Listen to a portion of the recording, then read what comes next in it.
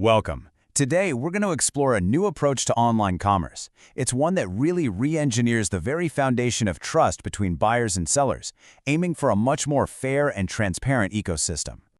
So, let's dive right in by asking a fundamental question. Why is the current system failing so many sellers? For countless businesses, especially the small and medium-sized ones, the online marketplace has become a genuinely high-risk environment. You see, the problem really stems from a broken trust model. In the marketplaces we're all familiar with, what we call Web2, trust is centralized. And while the platform knows who the users are, the very systems that are supposed to protect them are, ironically, quite easy to exploit. Here's a critical issue. Buyer protection systems are often weaponized. What this means is that buyers, even if they're acting in bad faith, can hide behind platform policies. They can literally turn these protective measures against the very merchants they're supposed to safeguard. And you can imagine, for a small business, this creates a toxic and frankly unsustainable environment. The constant financial threat from abused returns and weaponized disputes makes it incredibly difficult to operate with any kind of confidence. So what you end up with is this fundamental imbalance of power, which leaves sellers with very little control and almost no recourse. They're left vulnerable in a system that, while designed to protect, is now often used to exploit. Okay, so in response to this broken model, a new paradigm has been designed from the ground up. The entire goal here is to rebalance the system, to build it for fairness and for long-term sustainability. Now, what's crucial to understand is that the solution isn't about removing buyer protection, not at all. Instead, it's about rebuilding it completely on a foundation of trust that is visible, structured, and fair for both sides of every single transaction. And this is achieved through a concept called visible trust. Think of it as a system where safety and reputation aren't buried in some opaque algorithm. Instead, they're communicated clearly and with context to everyone involved in a transaction. So the big question is, how does this actually work in practice? Let's take a look at the mechanics behind creating this transparent and, fundamentally, more reliable platform for commerce.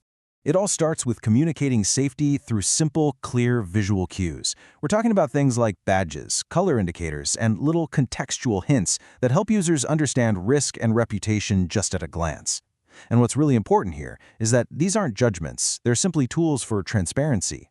At the very core of this model is a simple but really powerful principle. Trust is earned through consistent, positive behavior within the ecosystem. It's something you build, not something you can buy or fast-track. So a seller's status evolves over time, following a very clear and logical path. It starts with identity verification, which creates a baseline of accountability. From there, a seller builds a public record of reliability through their transaction history. Positive feedback then confirms that history of good conduct, and ultimately all this earned trust leads to better visibility and better conditions on the platform. And this slide really illustrates the core operational difference. You see, where Web2 marketplaces rely on fixed rules and static logic that completely ignores context, this new model uses adaptive logic. It's dynamic and it's context-aware.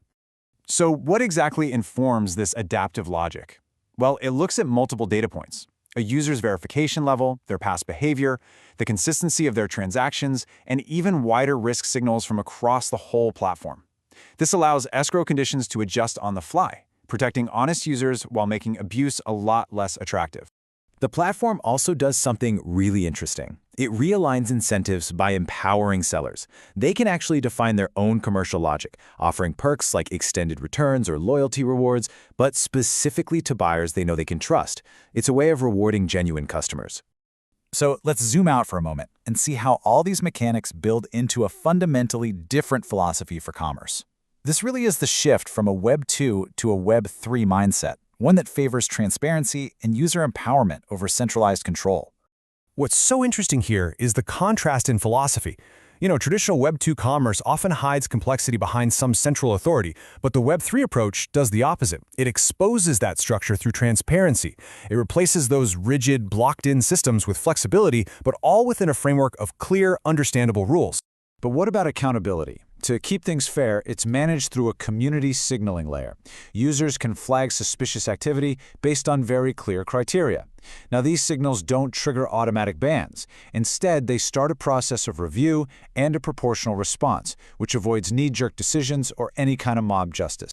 It's important to understand that this entire model isn't designed for short-term hype. It has been engineered with a much bigger vision in mind, one for long-term, sustainable, and truly global commerce. And looking ahead, the system is designed to evolve. Artificial intelligence, for instance, will continuously expand the platform's capabilities. Everything from more sophisticated risk assessment to smarter transaction handling. This is how the platform can scale without ever sacrificing that core element of trust. So when you boil it all down, this is an environment that's built for real trade. It's an ecosystem designed to serve honest buyers and serious sellers, fostering a commercial environment that can work globally because it's truly built to last. This is what empowers businesses to transact with real confidence.